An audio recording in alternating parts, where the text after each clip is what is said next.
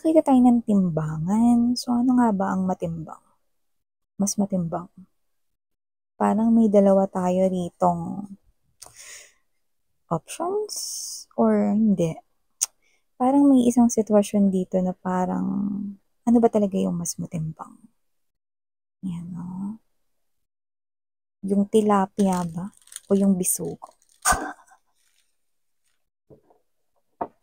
Na malengke. Baka galing ka ng palengke. Yan. Alamin natin yung mga babes. Ano nangyayari rito? Tanong na naman yan. Mukhang usaping pag-ibig ito. Nakakita tayo rito ng puso.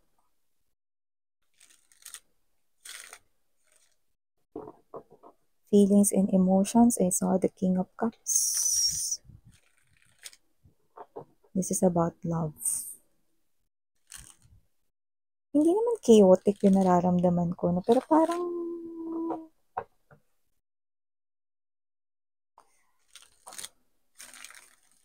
siguro medyo parang may konting ano lang, wavy. Parang may turbulence na ganyan, no? Pero hindi naman yung as in war or gulo. Hindi. Let me get more.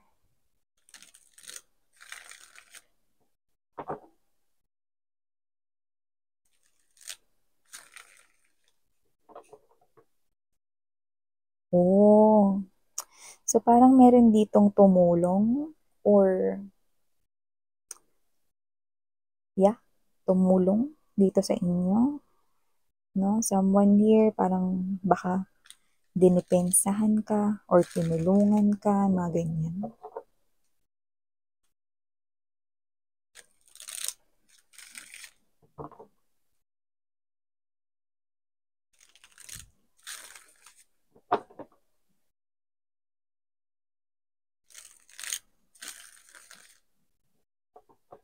Okay. Let us see.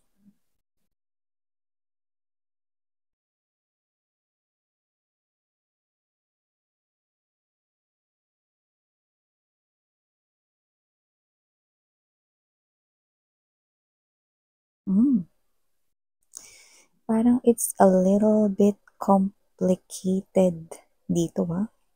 Pero let me get more information. Okay.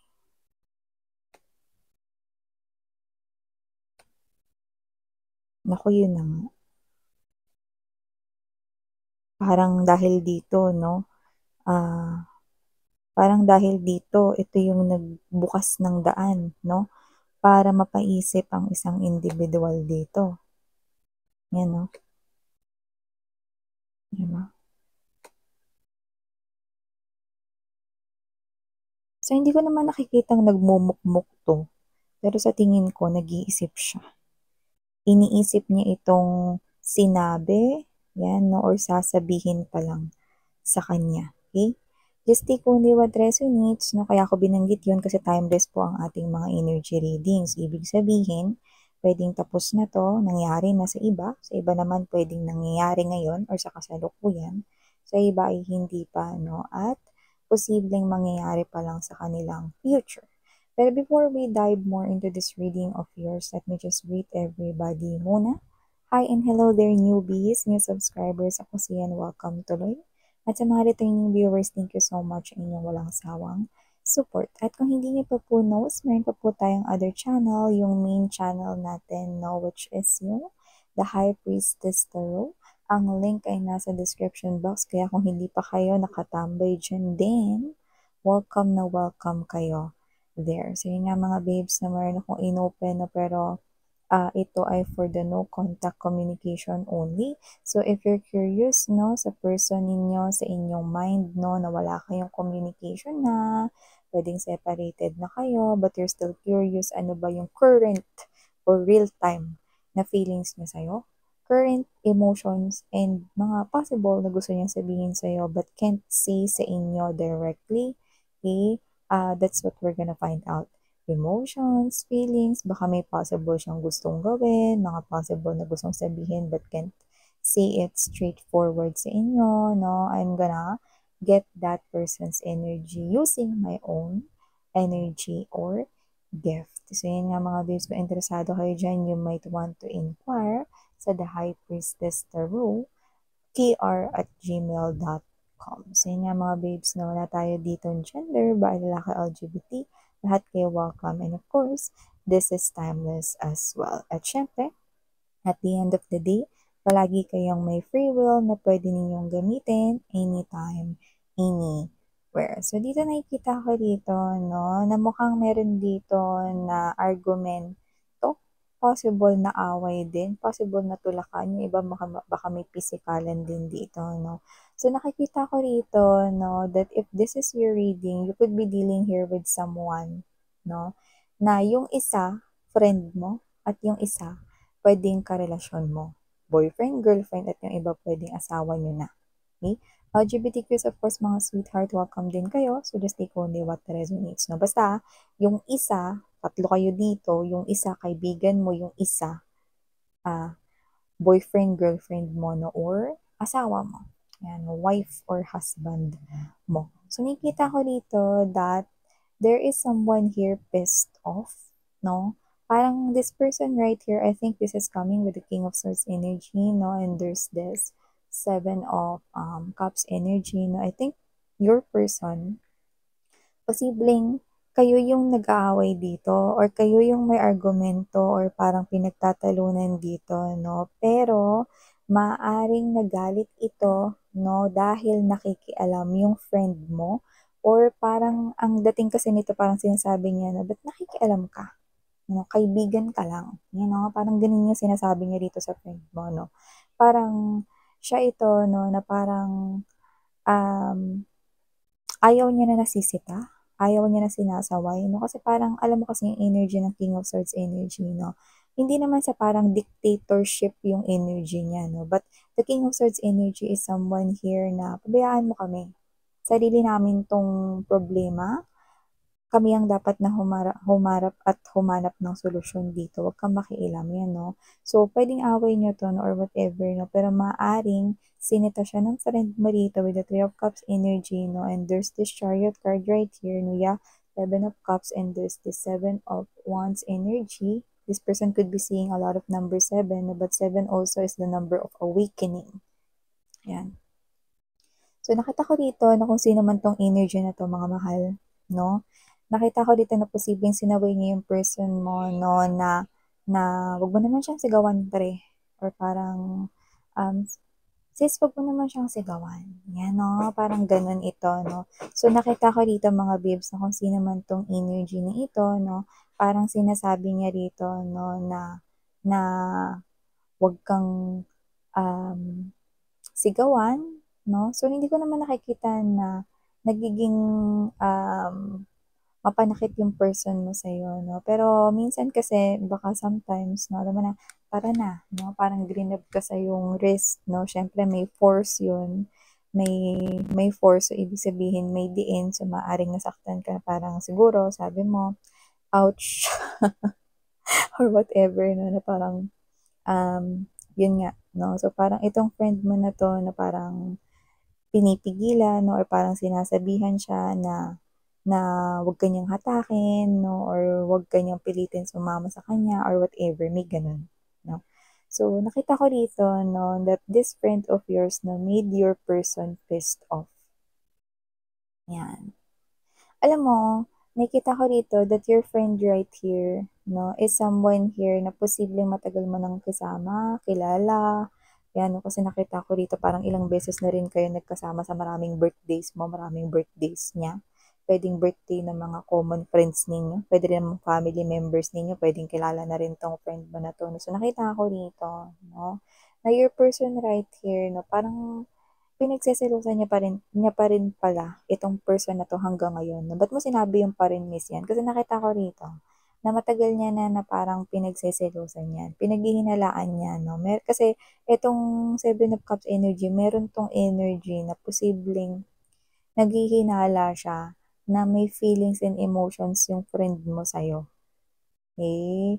So, yun nakita ko rito. Na parang dito sa argumento na ito na possible na maitulak niya or parang magkaroon ng pisikalan rito na pero yung iba puwedeng sigawan lang naman, argumento 'no, yung mangyari sa pagitan nilang dalawa na parang, "Pre, ba't ka ba nakikialam?"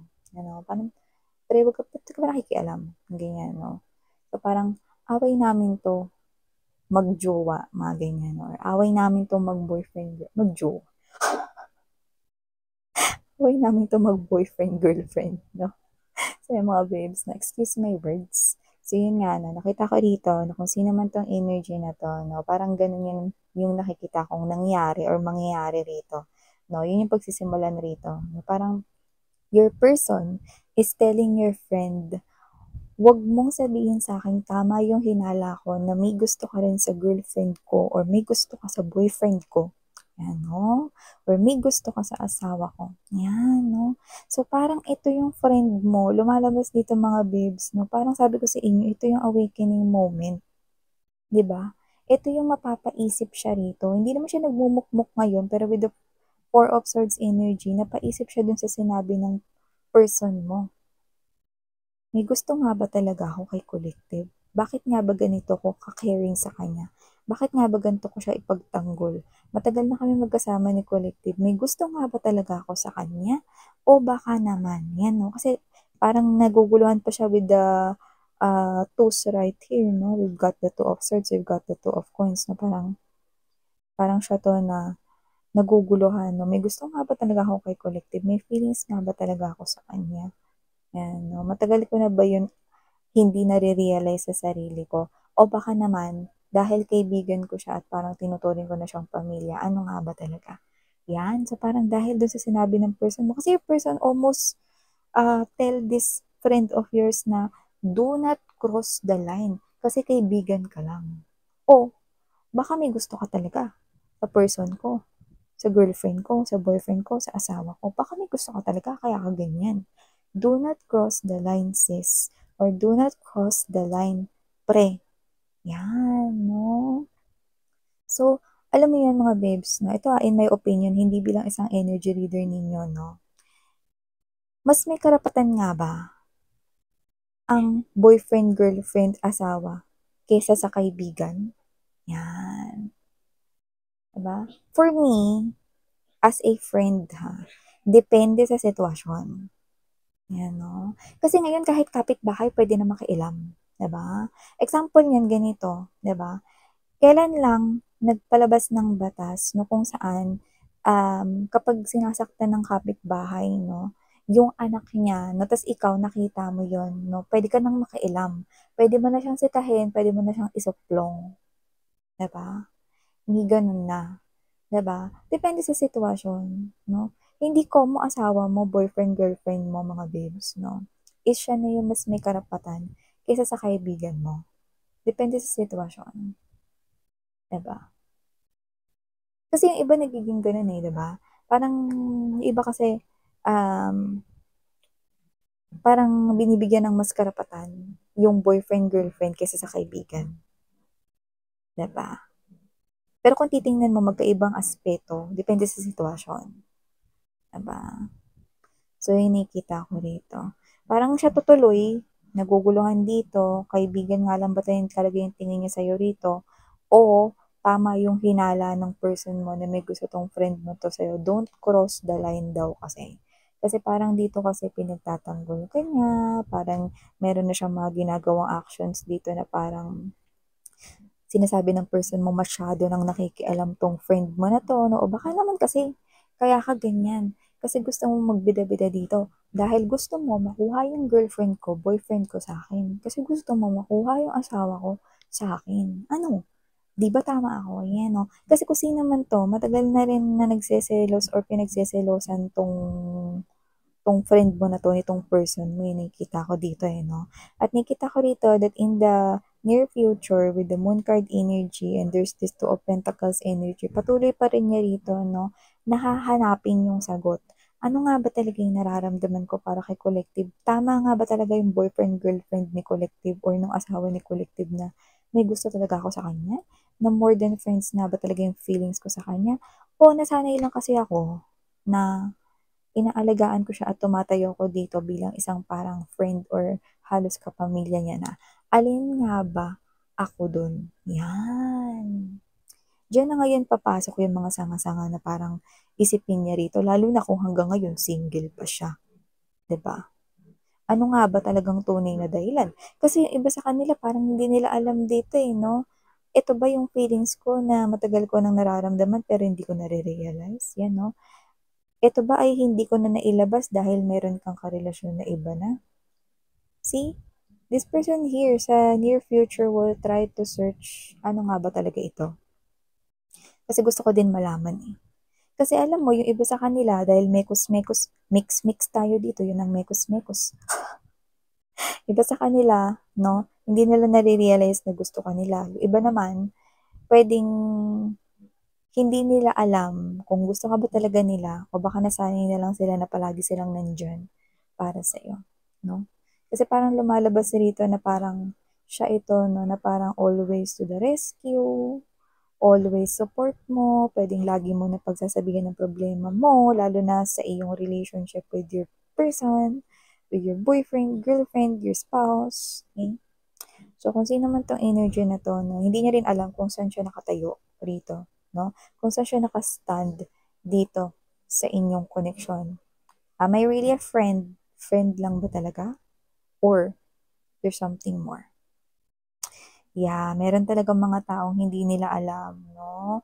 Pero meron rin naman ditong energy na baka naman nasanay lang kasi ko. Yan, no? Na lagi ko tong ginagawa para kay collective. Parang nakasanayan ko na lang. Yan, no? Yung iba kasi ganun eh. Yan. So, okay? Whoever this energy is, no, this person here will try to pag-isipan pa more. Ano man ito. At patungkol naman dun sa person mo at sa inyo, no, na iba na rito yung away ninyo, no? Hindi na yung pinag-awayan ninyo, no, na misunderstanding, kundi ito na, yung tungkol na sa friend mo na to. Yan. So, expect mo lang rin na maaring magkaroon na rito, no, ng pag-shift ng kung ano talaga yung tunay na pinag-awayan, no, tapos ang topic mapupunta na rito sa friend mo. So, nakikita ko rito mga babes, no, na never ka naman nagkaroon ng feelings sa friend mo. Okay? Kasi you're faithful with your person. So, nakikita ko rito that you will definitely make clear or make things clear sa yung person that your friend is just a friend to you and nothing more, nothing less. Yan. So, nakikita ko rito, no, na magkakaayos pa rin naman kayo ng boyfie, ng wifey, ng girlfriend mo, no, ng asawa mo dito, no. Pero yung selos, hindi yun mawawala.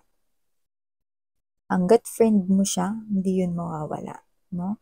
Pero hindi ko nakikita na kailangan ninyong tanggalin ang inyong connection with this friend, no. Hindi naman yun kailangan, pero syempre nasa inyo yan, no. It's still your free will at the end of the day.